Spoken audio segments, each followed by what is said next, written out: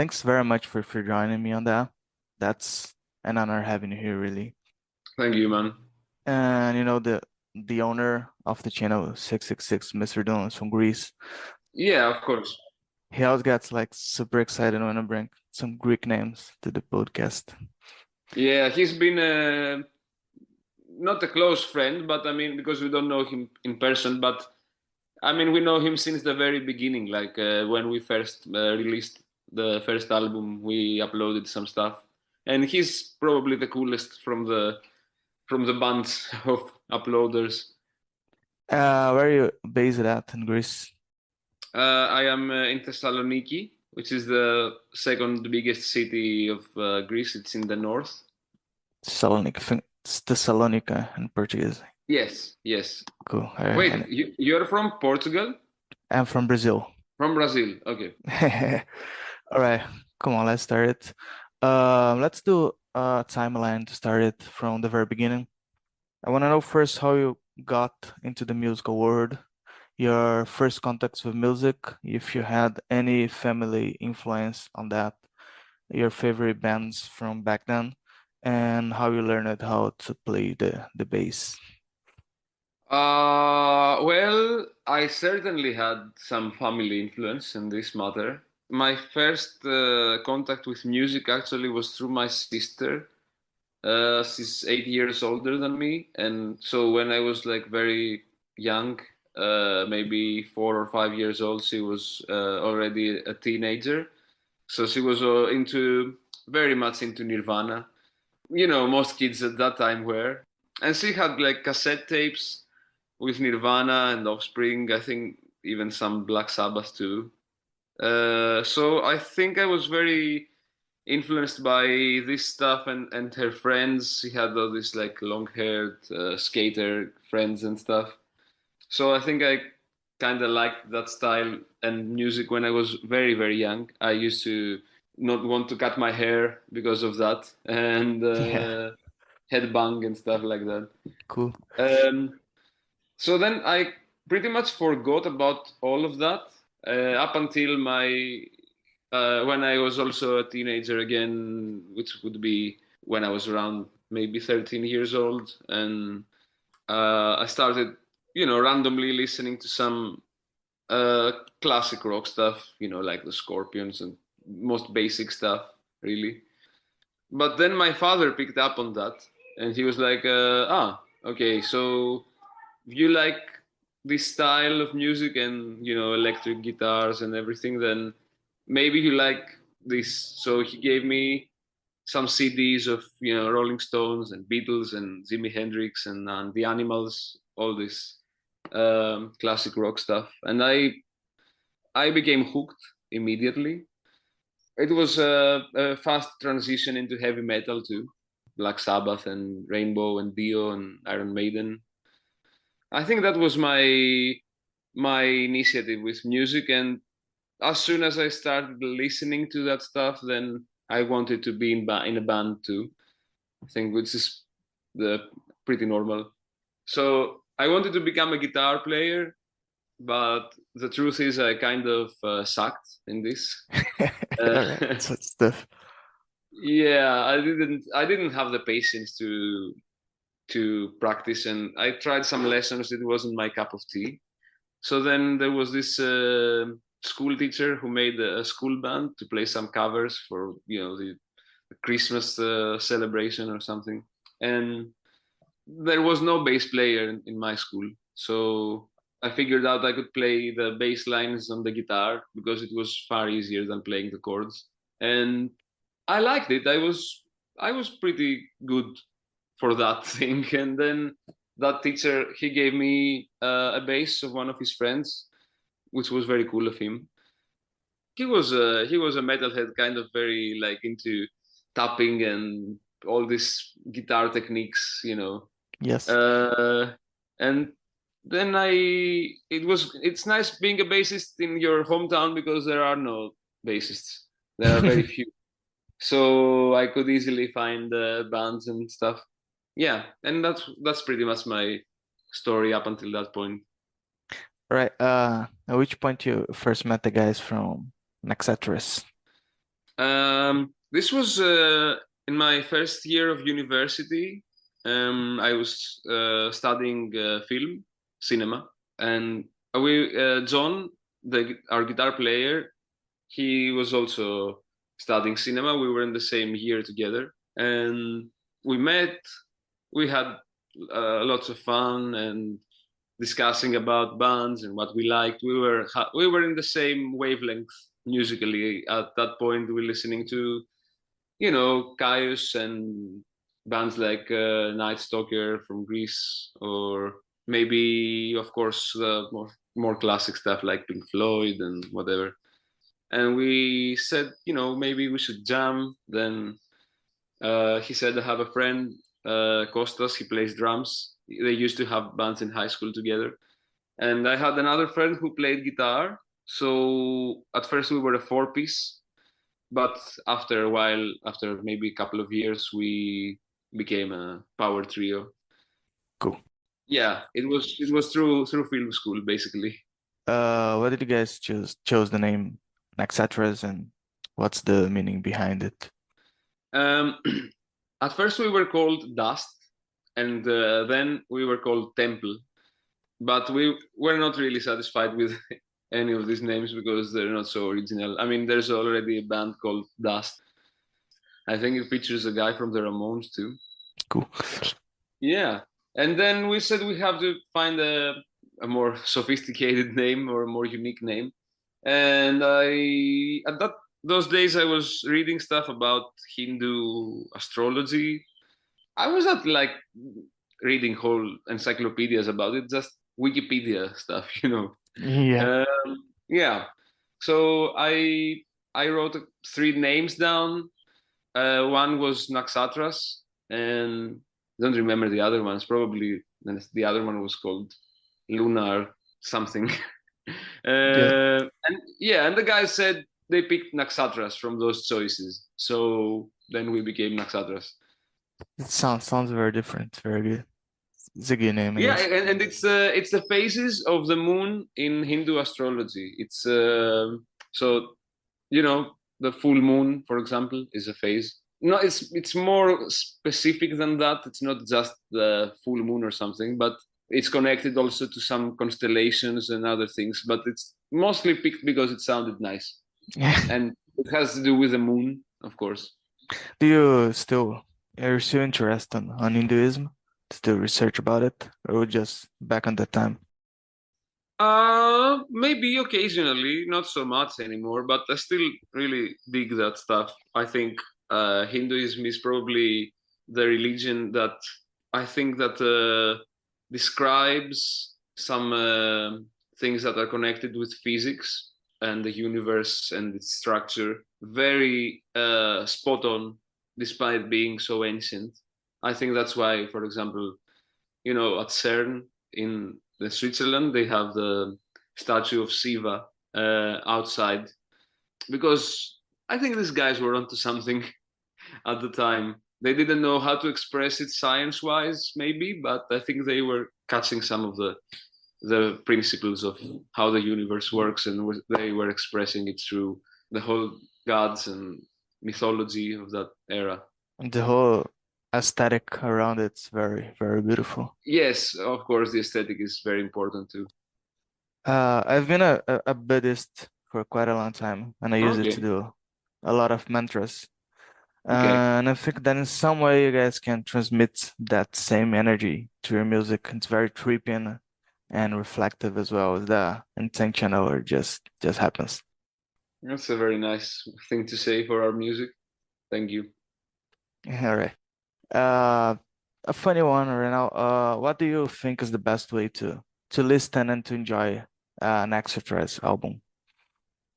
Ah, I don't think there's a best way, really. I think there are as many ways as there are people listening.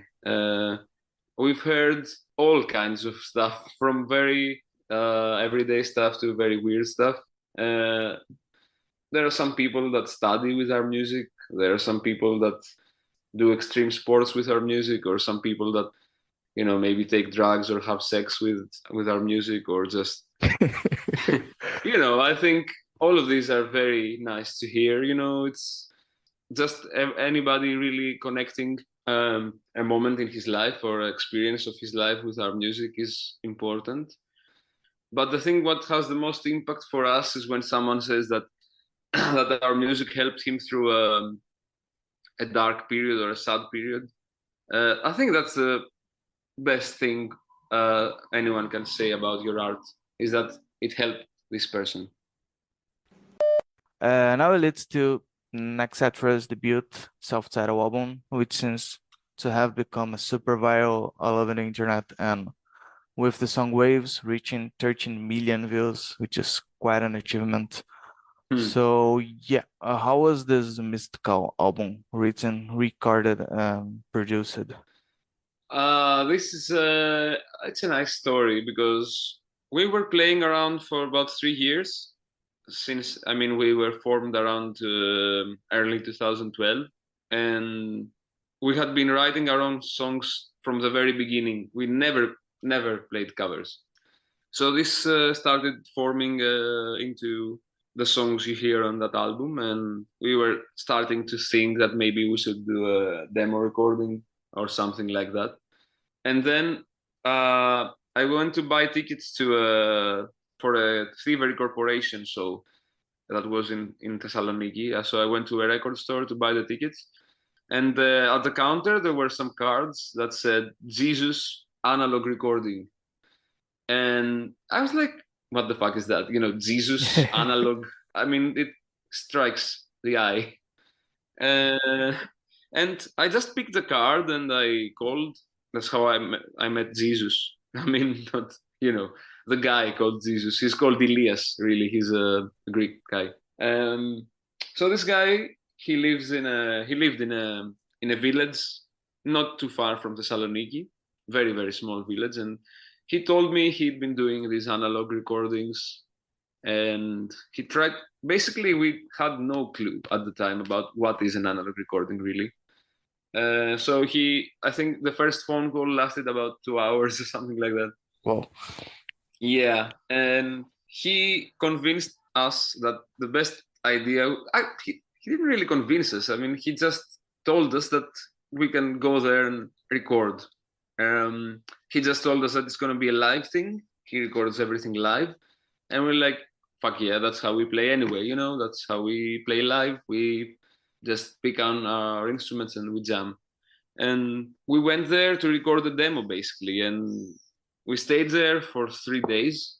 We were sleeping at this guy's house, which was very cozy.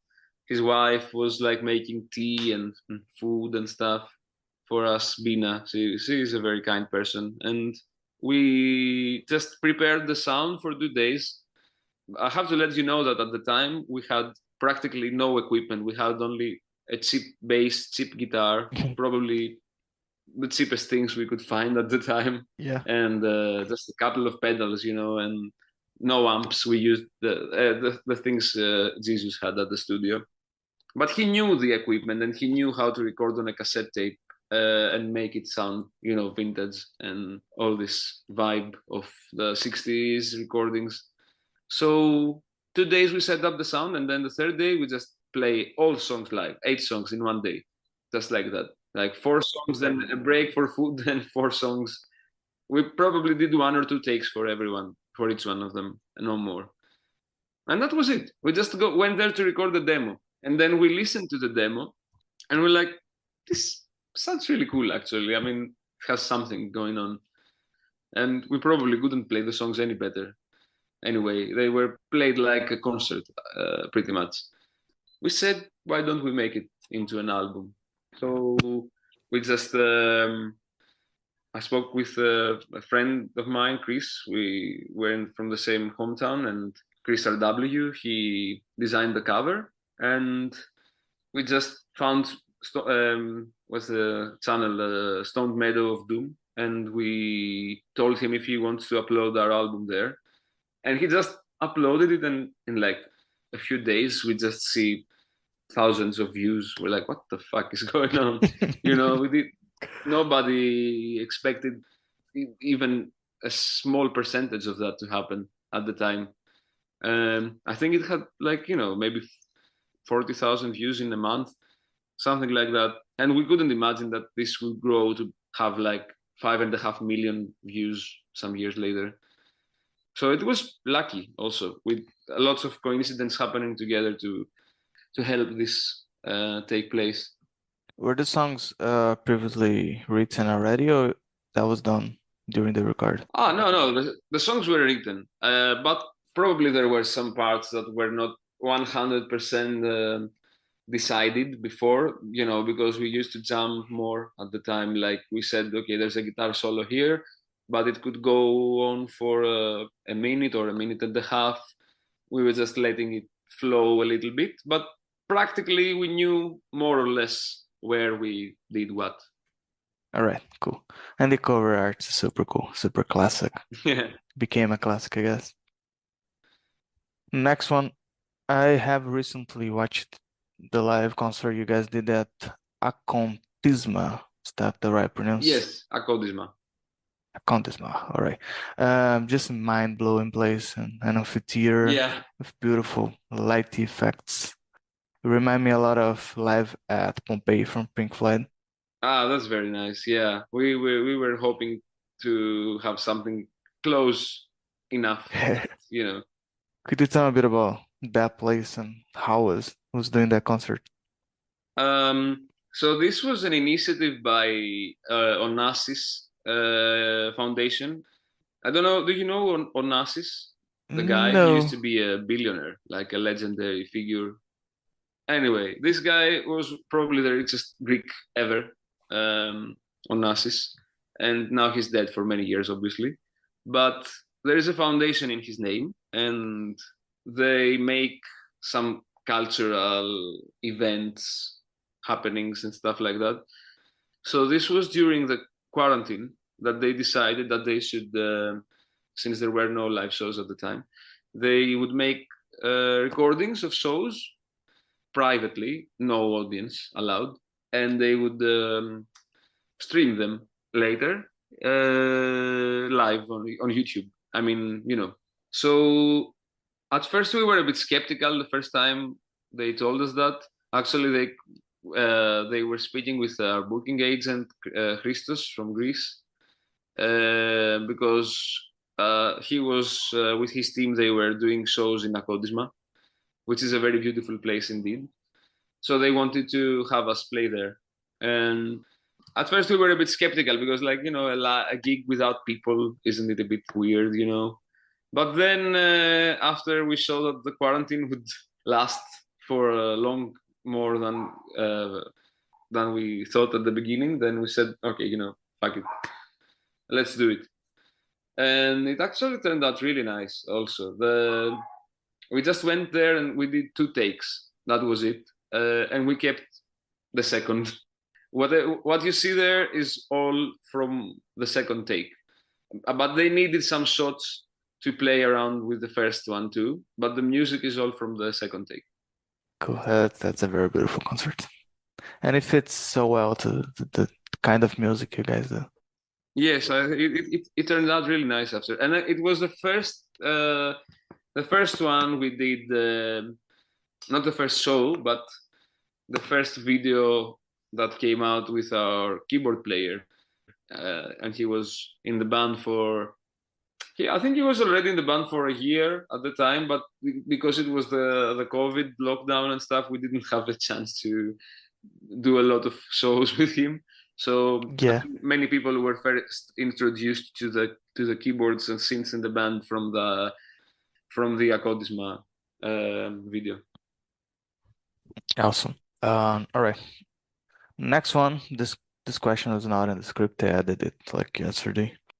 My favorite album for Naxatras is the one that goes by the name of Four. And I Okay. personally saw a huge evolution in the sound of the band on that one. And there is a specific song on that album called The Answer that I'm just obsessed about. Could you talk a bit about this album, the concept behind it, and about the meaning of this song specifically? First of all, thank you. It's really nice to hear that. So yeah, the fourth album was definitely the most different one from the others because many reasons. First of all, there was Padelis playing the keyboards, which started as we at first we only wanted to have keyboards in 2 or 3 songs, but then when we played with him, he had something to play in every song. So we said, maybe we should just bring him in the band full time. And he's a very, very, very good musician. He's the most musically trained from all of us. Actually, his main instrument is bassoon, and he plays guitar too, but he's also a keyboard player. So we were working on these compositions. What we were trying to do from the beginning was to not fall in any of the tropes of the genre we were doing before. Like we thought maybe we should make the compositions a bit more dense and not too repetitive, and try to do this more songwriting wise and more technical, not too technical of course, but also not just going in there and just playing like a power trio, everything live. We needed to do a bigger production this time. That's the reason that we didn't record this one in analog, although we tried. But it turned out to be a very, very hard and expensive task. So we said the most important thing is the music and how to perfectly record that in accordance to what we have in our minds. So we worked in another studio with another person. It's called Magnanimous. It doesn't exist anymore, but it was a very good studio. And we went for the 70s prog kind of vibe. Pink Floyd, Eloy, Camel, Rainbow. Those were the bands we were most influenced by for this album. And the answer is definitely very Floydy, I think. Yeah, it sounds a lot like Pink Floyd, especially the guitar solos. They're very Dave Gilmour. Yes, I think the answer is mainly John's song. Like it was his idea. He had this idea for this song for a long time before. I think it was still when we were writing the third album that he first had this idea. And so he wrote the music, he wrote the lyrics, and he sings also. I think it's a very beautiful song and very meaningful. And Do you know what the lyrics talk about? yeah, kind of. Basically, what the first lyrics say, it's not the first lyrics, but the overall vibe of the song is that though I know the answer, I don't know the way, which is, I think it's pretty self-explanatory. Like sometimes you know where you want to go, but you don't know how to go there, or maybe life takes many twists and turns, and sometimes you feel a little bit lost, but you also feel like there's something at the end of this road. At least that's what I'm getting from the song, because I didn't write the lyrics for this one.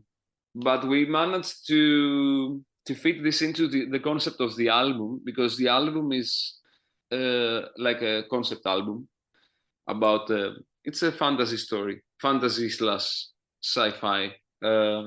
It's about a hero in a world of where should anyone start with that? The point I want to make about the answer is that it symbolizes a moment in the story of the album where that hero is having these doubts and these existential thoughts, and that's why the second verse of the album goes further into that direction. And it's also one of the most interesting recording experiences we had, because we had the string quartet playing there at the end of the song. Oh shit, didn't know that.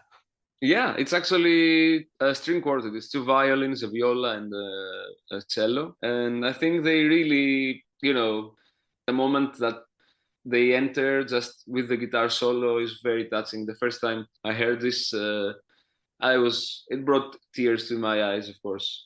I don't know. It's a very emotional song. All right, I have just one more question for you.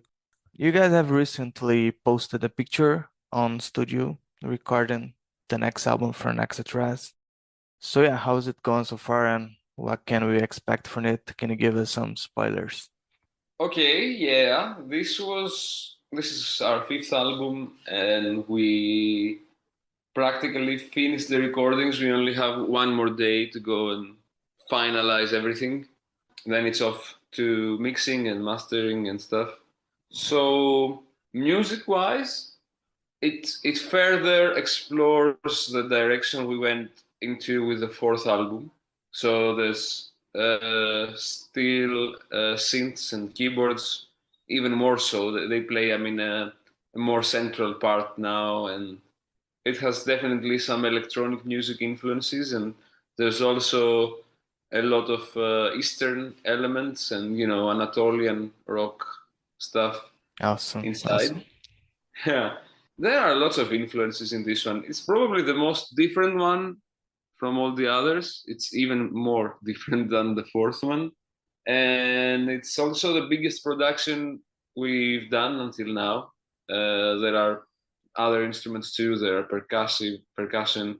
There are strings again, wind instruments, vocals. There's a lot of stuff, and every song is a different story, a different chapter to a bigger story. That's a continuation of the story of the fourth album, which kind of connects with the same universe with the other albums. So you could say that every album is a different part of this bigger story. But as the time goes on, we become more, we elaborate more on the story. We flesh out this universe. And I think you're gonna like it.